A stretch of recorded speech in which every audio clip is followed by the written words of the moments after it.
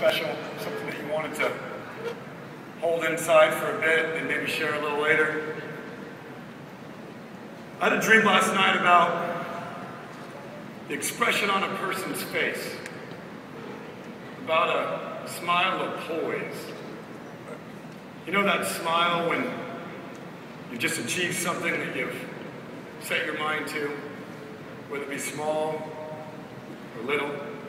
That smile of poise that you have when you just know, even though the people around you don't, that you're going to make it happen no matter what. That smile of poise that gives you an element of truth that only you have. While others are talking, your truth is in silence. Because your truth comes from that smile of poise when you're looking at the man in the mirror. I kept thinking about that smile because this weekend we smiled a lot.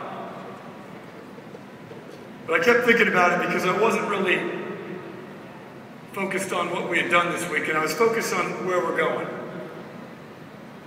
So I wrote something for you. You're going to have to bear with me because I'm going to read it from the page. A critic silenced by a man inspired. The wrong intentions uprooted by the right. The beginnings of reinvention heard in the silence of her thoughts. The smile of poise. The realization that your destiny is your journey. She embraces her fear as he embraces his. At the very end of this event, not a second earlier, or at the moment her head hits the pillow.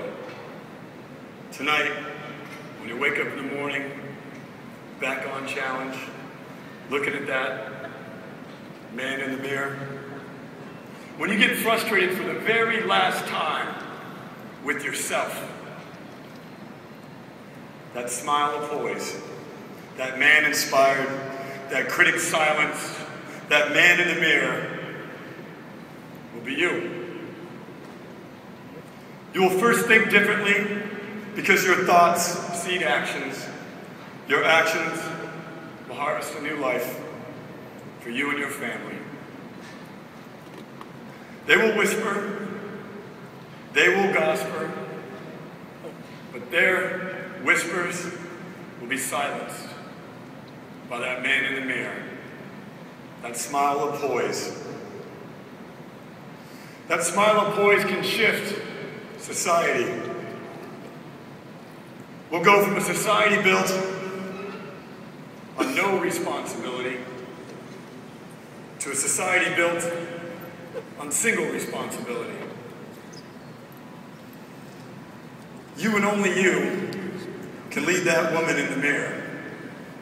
The culture of our society today is one of entitlement, and it's going to change because of you to a culture of challenge.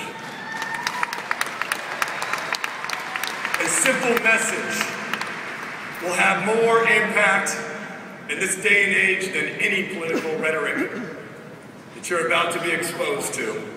We all know it's going to be deafening. But that message, that smile of poise, that man in the mirror will be a message heard around the world. That message is not Visalis. It's not the challenge. It's not our products. It's not our science. It's not me. It's not this speech. It's you. It's your embracing the challenge of life and taking responsibility with each season for your family. It's for you, young men in the audience, standing up against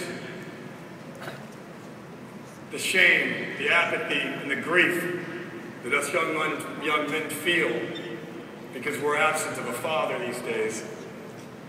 It's you, the single mother, saying that you're going to be somebody for your son to lead and to follow.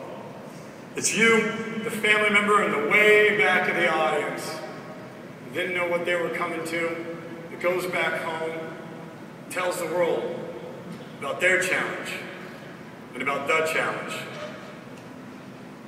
It's you adjusting and reinventing, working hard on your knees in prayer, day in and day out, as you embark on a destination unknown, a journey that will last the rest of your life, a journey to change the world. We're going to go from a generation of entitlement, marked by the books of history, to a generation of challengers, a renaissance in humanity. And it's going to start with you looking at that man in the mirror, that woman in the mirror, that child in the mirror, and taking responsibility and taking action for the thoughts in your head, and taking action to change them, taking action to change your family, taking action to build your legacy, taking action with that smile of poise, that new confidence that you're going to get here from this weekend. You're going to change the world. And they're going to think you're crazy for saying that. But you know you are.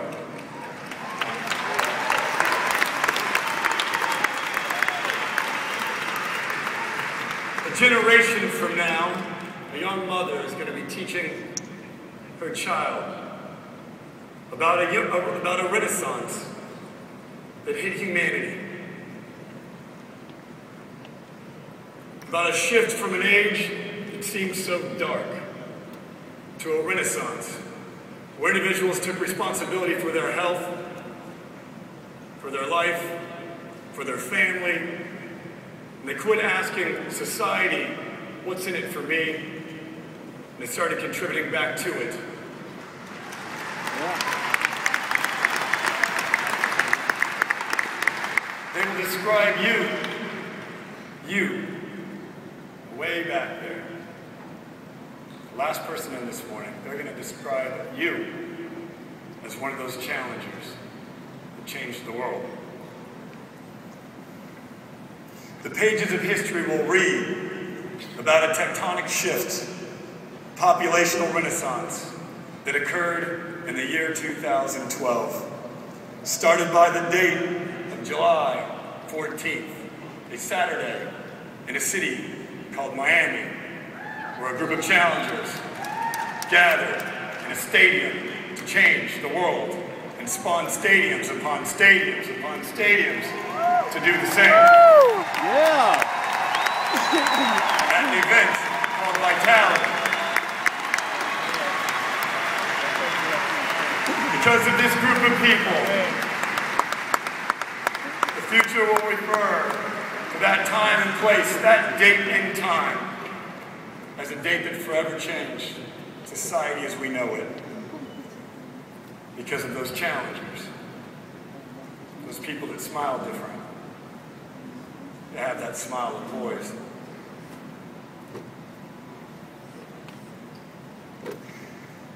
Will you be there? Yes. I hope so. Because we need you there. Your family needs you there. Your community needs you there. The world needs you there. I need you there. And I need you committed to be there. If you believe in what you've heard this weekend, and it's not over yet,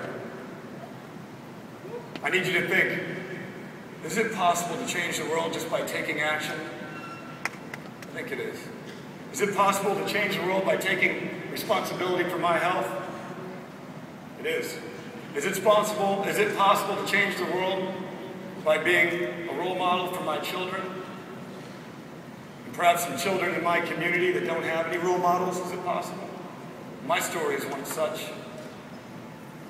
I just spent a few minutes ago with a single mother who shared with me the story about how her son was struggling because of the loss of his father, and how she was worried about him. And as I often do, I said, because I felt a connection to that mother, because of my own connection with my mother, I said, I tell you what, I'll meet with him under one condition, that one day he pays it forward and meets with some others that need his service. Woo!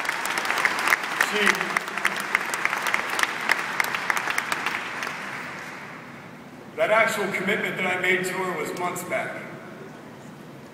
She told me that she was worried that her son would no longer be able to go to college because the father had left. And I have my son in the room here. He's sitting in the front row. It's like he's flirting with girls. Aww. So I told the mother, I said, bring your son to our National Success Training and I'll talk to him. And she worked hard to get him here. And he worked hard to prove to me that he was up to a challenge. To turn his shame and his loss into one of power. And if an 18-year-old boy can do that, can go from having mediocre grades to having straight A's because someone gave him a shot. If a single mother can lead her son to this very day, can you lead yourself and your family to vitality? Saturday, July 14th, 2012. Oh, it's 14th.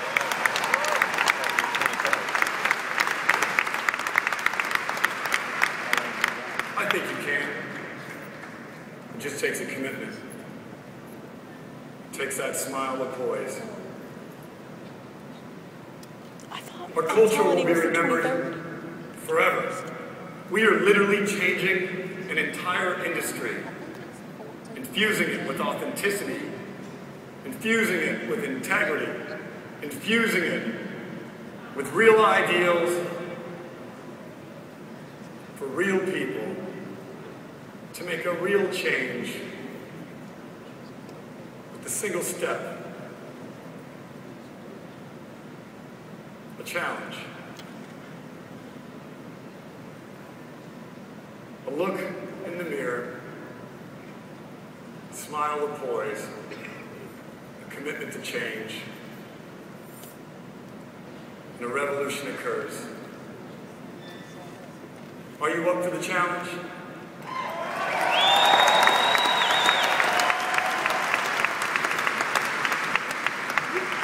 Who's that? It's the second time she showed. I wrote that at 4 a.m. last night. Because I knew that some of you were going to have so much fun, you were going to forget about the ideas. I knew that some of you were going to be so overwhelmed, you were going to forget about the next single step. And that is your next commitment, to be at that stadium called Vitality. So I'm going to share with you a few more things here today before I leave, but most important, I need you committed to stay here every minute of the remaining part of this event. Because at the end of this event, my co-founder, Nick Sarnicola, is going to take this very message that I gave you here today and make it so real that you will forever have a seed of commitment inside of your head that grows into a harvest of change within your family, your community, the causes that you care about. I know that to be the case. Will you stay here to the end of this event?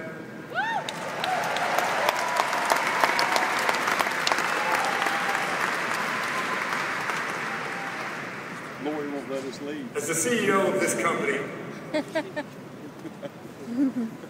I get to think about things like, how will we handle your customers? How will we make sure we service every promoter and family member that you bring to our cause? How will our cause scale around the globe? How will we preserve this culture forever so that that young mother will have a story to tell 100 years from now, long after we're gone? I've come to realize in this last year, those of you who were here yesterday, I've come to realize that life is precious and that you have to live every last day, or every day like it's your last.